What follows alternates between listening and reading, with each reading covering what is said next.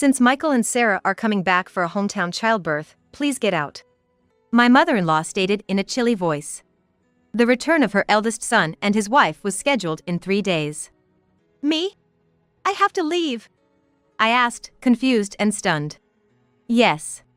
We don't need another mother figure anymore, you've been redundant for a while now. Michael and his family will be living here, so make sure you're out by tomorrow, she continued. I knew I was never truly accepted as part of the family since the day I got married. I've been treated as a wife thus far. Never did I imagine, after all these years, they would tell me to leave. You barren failure, you are allowed to experience raising a child. You should be grateful. We have no obligation to support you anymore. It seems like Simon is tired of you too. What? Simon too? I gulped down my saliva. If it's not just a conspiracy between my mother-in-law and Michael, then I don't need to stand in ceremony with my husband anymore. Thinking it foolish to drive me out, but it was my mother-in-law who ignited this. What happens to this house now is none of my concern. May they face the reality they have ignored, squarely and personally. I'm Anna Thompson, 45 years old. Living with my husband and mother-in-law in a popular area close to the station. The access to the city center is superb. When we were house hunting, my husband, who had just been promoted to a managerial position, was particularly picky. The rent was steep, but the space and number of rooms made it worth the stretch.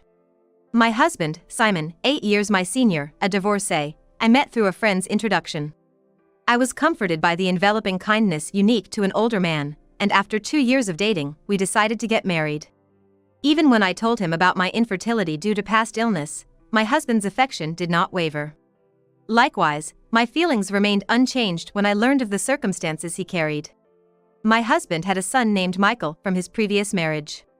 I'm truly sorry to ask you, who have never been married before, to live with my parents and son. I won't make you suffer in any other way. I'll make sure you're happy. That was the promise he made to me. To prevent me from feeling suffocated, my husband suggested moving to a spacious apartment where I could have my own room. Michael is turning 10 this year, and with my mom around, he won't need much care. You don't have to push yourself. After his divorce, my husband had been getting help with childcare from his parents at their home.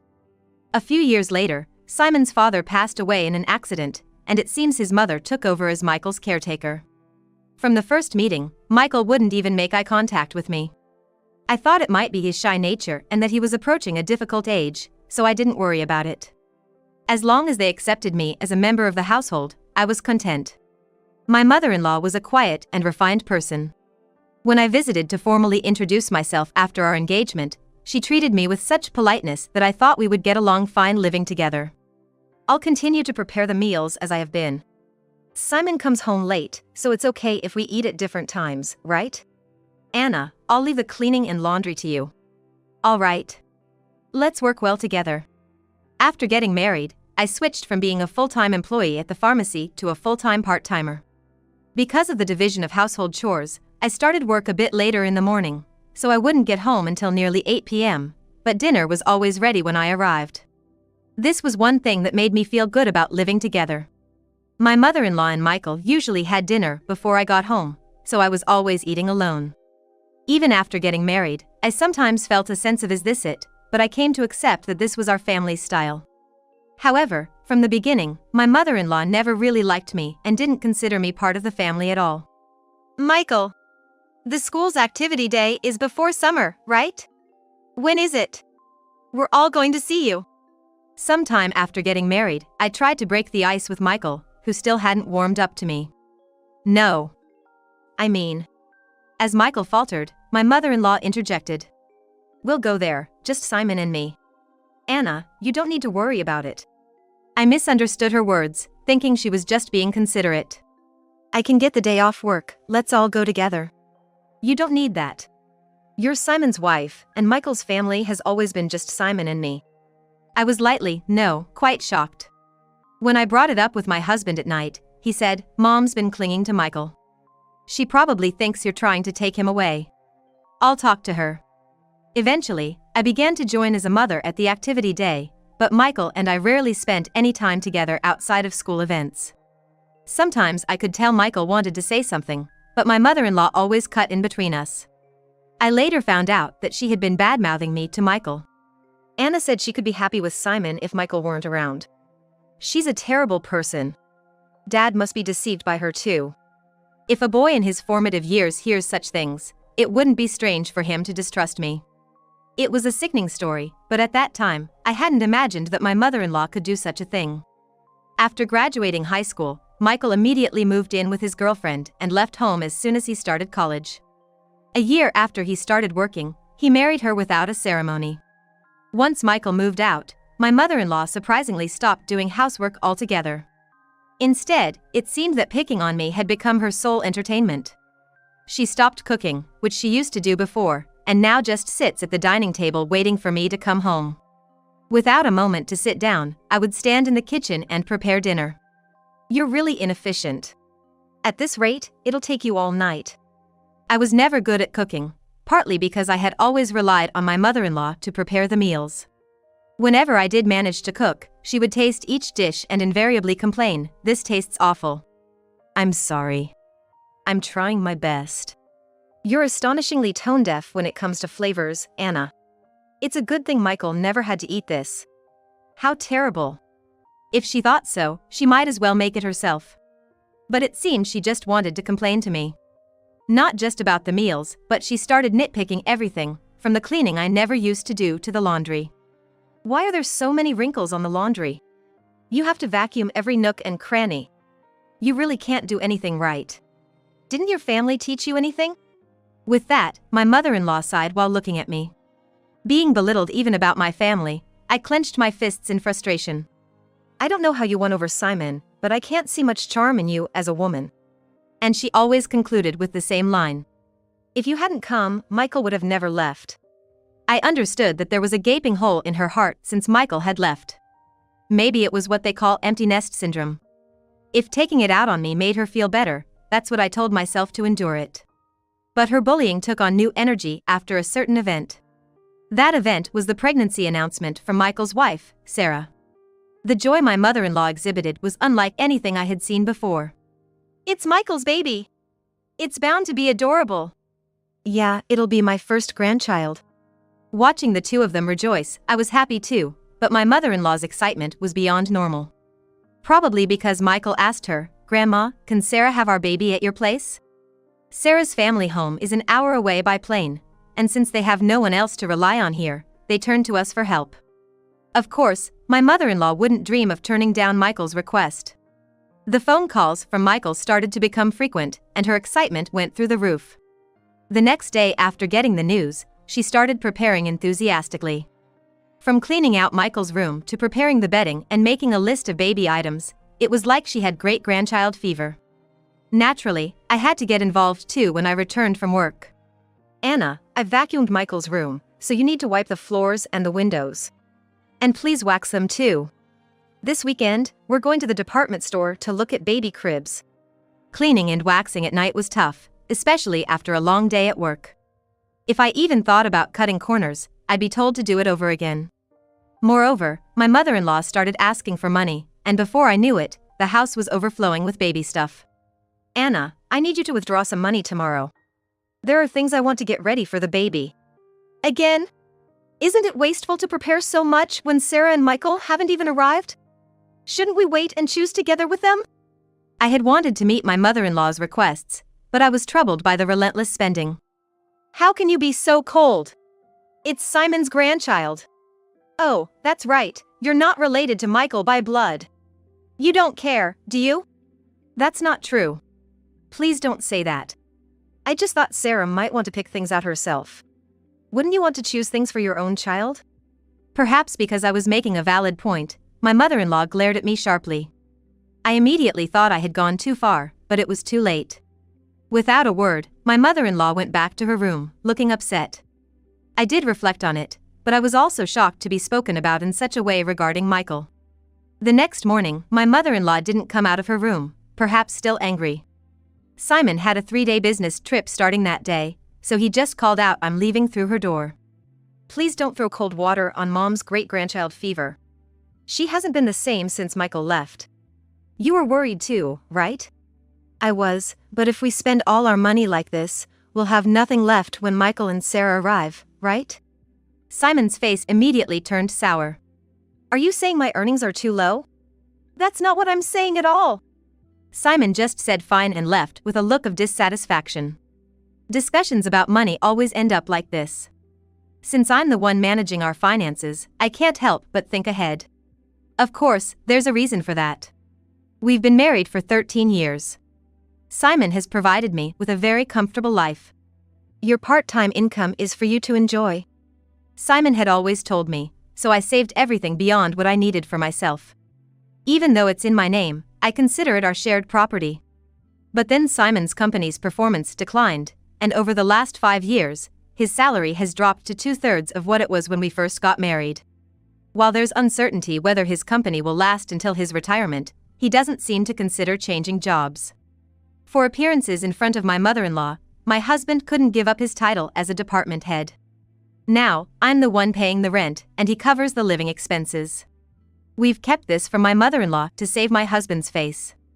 That day, I left work a bit early to apologize to my mother-in-law. When I got home, she was already sitting at the dining table waiting for me. I'm sorry about yesterday. I went too far, I said. But my mother-in-law didn't respond. Instead, she blindsided me with something else. Since Michael and Sarah are coming back for a hometown childbirth, please get out. My mother-in-law stated in a chilly voice. The return of the eldest son and his wife was scheduled in 3 days. Me? I have to leave? I asked, confused and stunned. Yes. We don't need another mother figure anymore, you've been redundant for a while now. Michael and his family will be living here, so make sure you're out by tomorrow, she continued.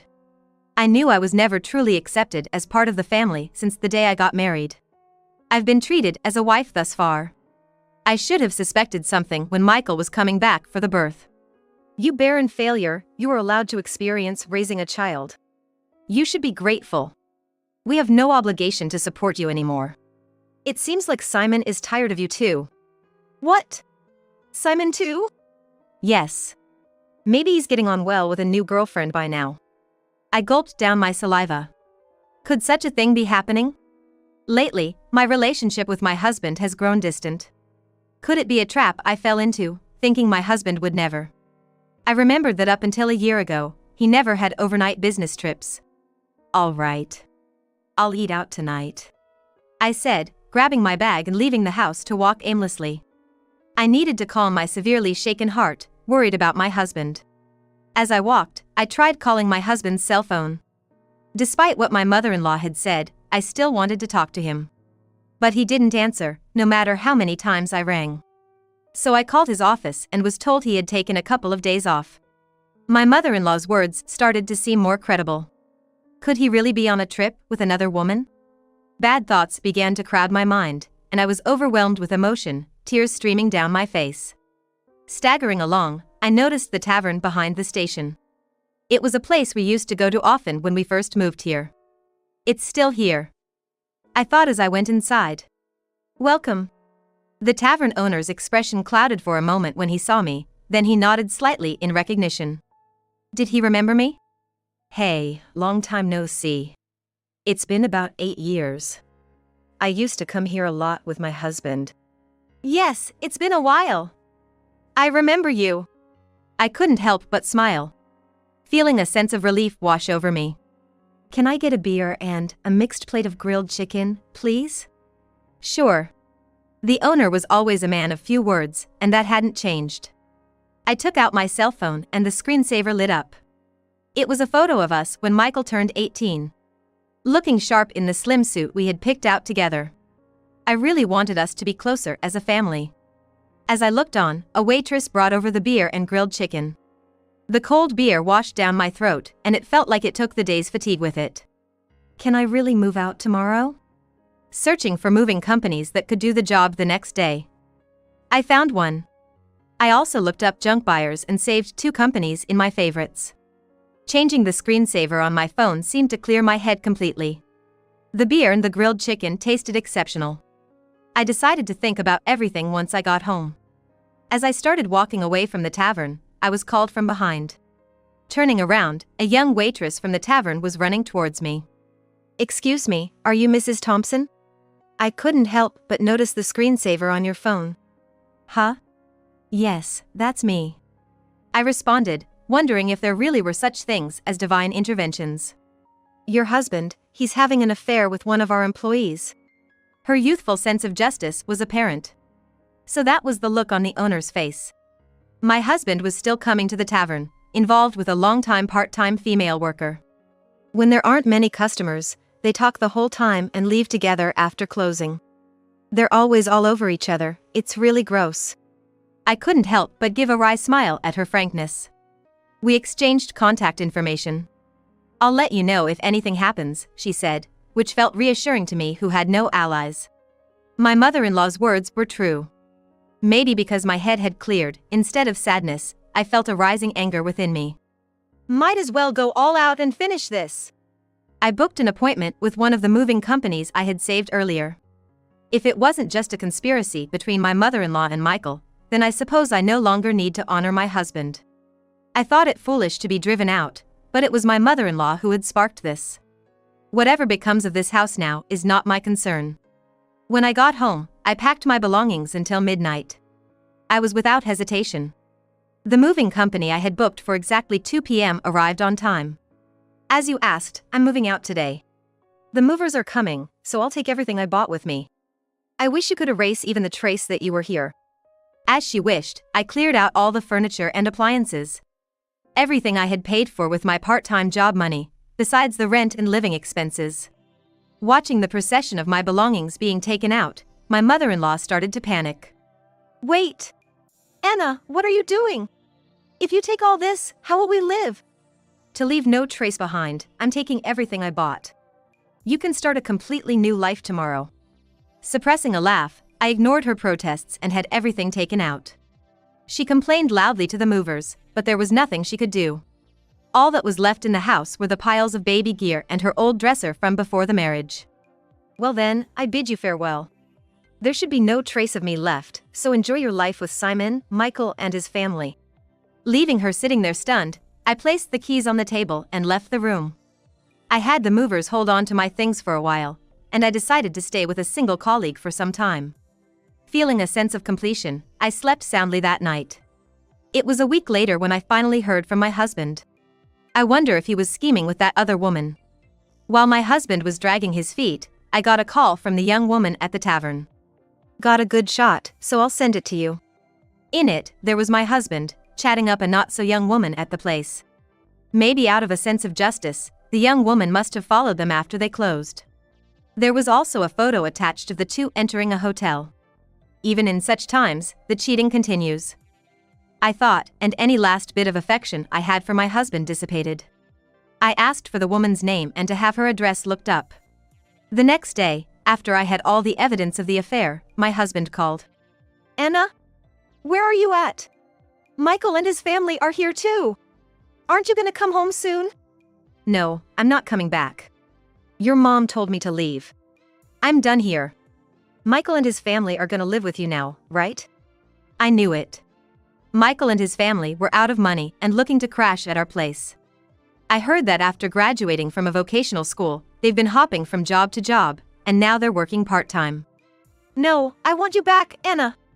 I went to the pharmacy and they said you're off for a bit. Got a place to crash? Yeah, I'm fine, so don't worry about me. Your mom and Michael didn't like me, right? I reckon they're happy to have the place to themselves without me around. My snide comment left my husband speechless. He knew his mother and Michael never accepted me as family but pretended not to see it. Well, all right. I have something to say, so I'll come back there once. Yes, for the sake of my future, I need to finish this last chapter. My husband replied with a relieved please in his voice. And then, days later, I went back to the house for the first time in a long while. There were some new pieces of furniture and appliances inside. When Michael and Sarah saw me, they just nodded from their seats on the sofa without getting up. As I took a seat, my mother-in-law glared at me with a scary look on her face. The atmosphere was tense. Just as I thought to get things done and leave quickly, Michael spoke up. What are you doing here? You took everything from the house. What kind of monster does that? Dad's been supporting you and you've had it easy. I sighed. I took everything because I paid for it. I wanted to remove all traces of me, just as you wanted, right? But that's crazy, right? There's no way you could afford all that just working part-time at the pharmacy. My husband still hadn't talked to his mother about it. When I glanced at my husband, he started talking as if he'd resigned himself. We've been getting by on what Anna and I both make for a little while now. Then the stuff you took should be both yours. Instead of my speechless husband, I decided to speak up. Simon's company has been doing poorly, and his salary plummeted. That's why for the past 5 years, I've been covering what's missing. But that wasn't enough, and now I'm the one paying our rent. My mother-in-law looked at my husband with surprise. I'm not just a part-timer, I'm a part-time pharmacist, and the pay is quite good. I'm making more than Simon now. At my words, my husband awkwardly looked away. My mother-in-law's eyes were frantically shifting between my husband and me. From now on, Michael, you'll be paying the rent. You're going to live here, right? After all the help your grandma's given, it's time for you to take care of her. Michael looked at me with a shocked expression when I dropped the news suddenly. Rent, how much is it? It's $5,600. Good luck. Since it seems my role as a mother is over, I don't have an obligation to take care of you anymore. Pull yourself together. You're going to be a father soon. Michael murmured with a shake of his head, that's impossible. It was Sarah who raised her voice upon hearing this. Wait! $5,600? Weren't we supposed to live here for free, covering rent and living expenses? I quit my job. And Michael, you only make $3,000 a month. What are we going to do? I almost burst out laughing. Don't worry, Sarah. You can move to a cheaper place. Simon still makes a decent salary. Hearing this, Sarah's face relaxed a bit. Oh. Since I'll be leaving from you, Simon, life might still get tough with your mistress, huh? At that, Sarah finally broke down in tears. It was my husband who panicked. What? What are you talking about? Oh, your mother told me about the new woman. I guess it's time to end my role as a wife too. That's got to be a lie from Mom. You're the only one for me. He must think there's no evidence. Indeed, it hasn't even been 10 days since I left the house. Wouldn't that hurt Mary if she heard you? Well, I'll get in touch about that later. At the mention of Mary's name, my husband jolted. Realizing that I knew everything, he held his head and sighed. This is not the atmosphere to write a divorce paper. Well then, I'll be going now. Please talk to me further through a lawyer. Neither my husband Simon nor Michael said anything more, staying silent. As I grabbed my bag and stood up, my mother-in-law stood up simultaneously. Slamming her hands on the table, she yelled with a voice too strong for an elderly woman. What the hell? It's all your fault our home is in shambles. I was instantly irritated. It was you who told me to leave. It was you who said Simon had another woman, and you interfered with my relationship with Michael. Everything was you. I felt a surge of heat in my chest. I regretted not being more assertive with my relationship with Michael, not holding back because of my mother-in-law. Michael has nothing to do with this. It's time for you to step up. Simon is going through a hard time, you should support him as his wife. Take responsibility as a family member. What is she even talking about? If she hadn't called Michael back home, if she hadn't hinted at Simon's affair, I would still happily support Simon and this home. I always believed in and supported Simon. I don't need any roles anymore, there's no going back. Then, looking firmly into my mother-in-law's eyes, I slowly said, I was never really accepted as a family member from the start, so I can't take responsibility as one. My mother-in-law's lips tightened into a line, and she was trembling. I slipped past the silent mother-in-law and quickly left the room. Afterward, Simon agreed to the divorce rather easily. It seems my determination was strong, and he couldn't counter the evidence of the affair. Shortly after, it seemed like they started the process of moving out of the apartment. In the end, Michael and Sarah went back to their apartment and never lived with the mother-in-law. Simon seems to be considering remarriage, but Mary was furious over the alimony and his request for her to live with his mother. I've heard they're considering whether to place my mother-in-law in a care facility. After all the love she poured into her son and grandson, it's somewhat sad to think they're ready to abandon her now. Perhaps she's served her purpose too. If my mother-in-law had said nothing back then, and it had just been a simple trip home for childbirth, maybe we would still be living together. After the divorce, Michael sent me an apology letter. He wrote about how as a child, he really wanted to be more spoiled, how he couldn't talk to me because his grandma disliked it, and how happy he was when I attended school events. Maybe I should have reached out more. Perhaps then, we could have built a different relationship. Even though our relationship has ended, I quietly pray for Michael's happiness in life. I've returned to work as a pharmacist and quickly rented an apartment close to my workplace. I don't feel good about keeping the furniture and appliances I took with me, so I had them all picked up and disposed of by a junk removal service. Life without the mother-in-law's harassment is peaceful and comfortable. For a while, I want to live for my own happiness, not someone else's.